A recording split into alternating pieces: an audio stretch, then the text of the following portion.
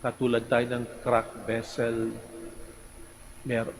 minsan parang basag na tayo sa tindi ng pagsubok sa buhay natin. Pag po tayong susuko, ang ating Panginoong Diyos, laging nakikita ang iba't ibang posibilidad na maaaring mangyari sa buhay natin. The Lord be with you. And with your spirit. A reading from the Holy Gospel according to Luke. Glory to you, O Lord.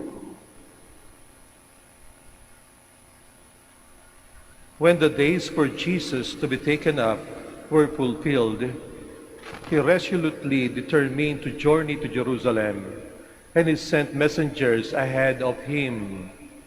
On the way, they entered a Samaritan village to prepare for his reception there, but they would not welcome him because the destination of his journey was Jerusalem.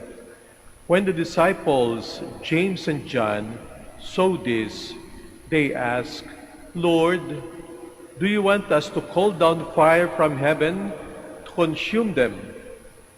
Jesus turned and rebuked them, and they journeyed to another village. Brothers, sisters, and brothers, the Gospel of the Lord. Praise to you, Lord Jesus Christ. Please be seated. Sa kabila po ng ating mga kahinaan at kakulangan sa buhay, ang Panginoong Diyos ay maaari pa rin pong gumawa ng mga kahangahangang bagay sa pamamagitan natin. Mga minamahal na kapatid sa ating Panginoong Kristo, meron pong isang kwento sa India na ito'y tungkol sa isang taong hanap buhay ay sumalok o umigib ng tubig. Meron po siyang 2 tapayan na ginagamit niya sa kanyang paghahanap buhay. Kinabit niya sa pingga, nakapasan sa kanyang balikat, at yun ang kanyang pinangsasalok ng tubig. Yung isang tapayan ay mukhang perpekto, walang kapintasan, ayos na ayos.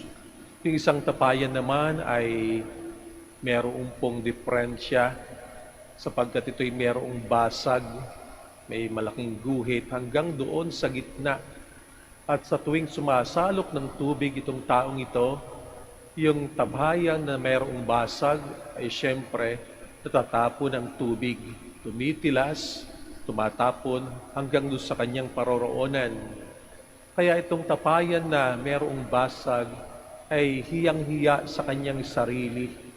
Tang sabi niya doon sa kanyang amo, "Ako'y labis na nahihiya sa sarili ko sapagkat bago tayo makarating doon sa pagdadalhan mo ng tubig, ay kalahati na lamang ang iyong naibebenta sapagkat natapon ng lahat doon sa daan."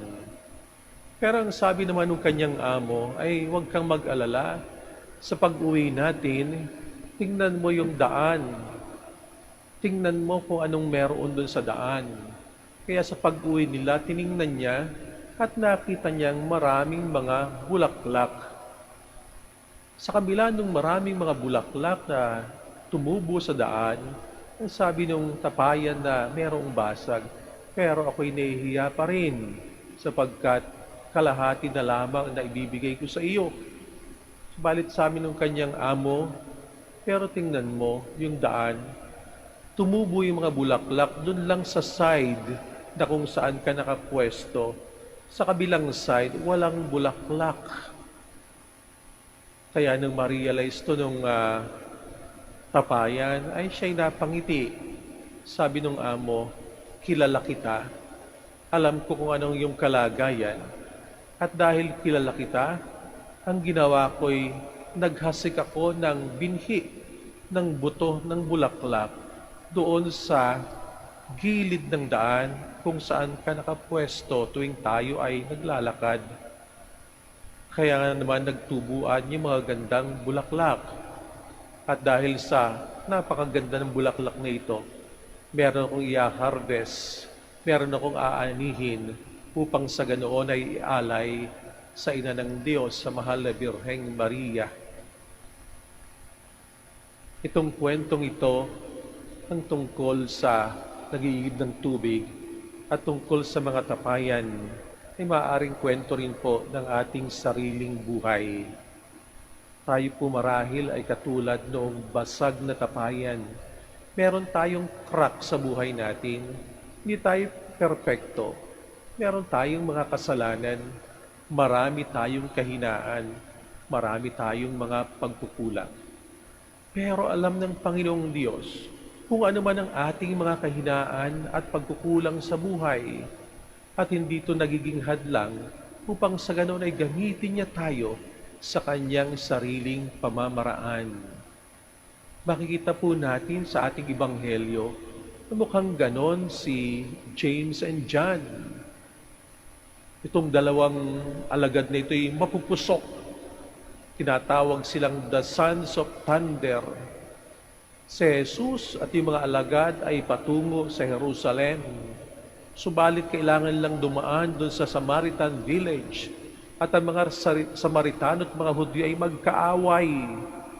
Kaya nga nung sila'y dumaan doon sa Samaritan village at nalaman na sila'y patungo sa Jerusalem ng mga kaaway ng mga Samaritano, ayaw silang i-welcome ng mga Samaritano.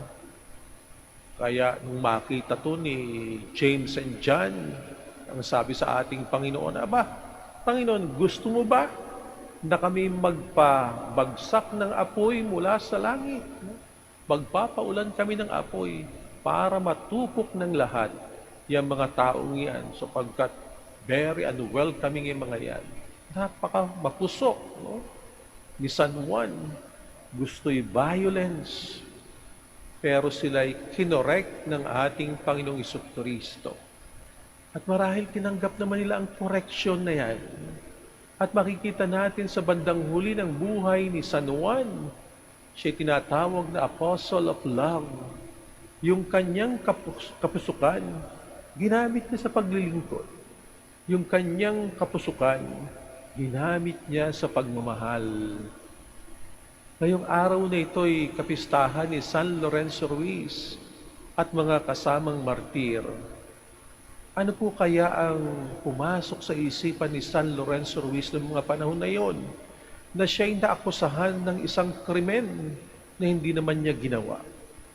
Marahil napakasama ng kanyang loob dahil sa siya'y darakpin at marahil sa kanyang takot na siya'y pahirapan,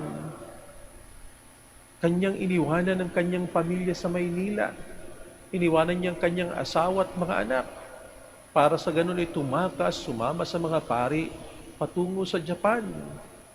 Ano kaya ang kanyang nararamdaman na kailangan mong iwanan ng iyong buong pamilya?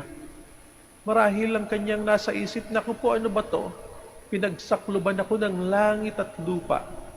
Ano ba tong aking naging kapalaran? Mukhang napakasama. Kailangan ako'y umalis. Pero alam natin kung ano nangyari sa kwento. Pagdating dun sa Japan, San Lorenzo Ruiz ay hindi pinanghinaan ng pananampalataya. Matindi pa rin ang kanyang paniniwala sa Panginoong Diyos.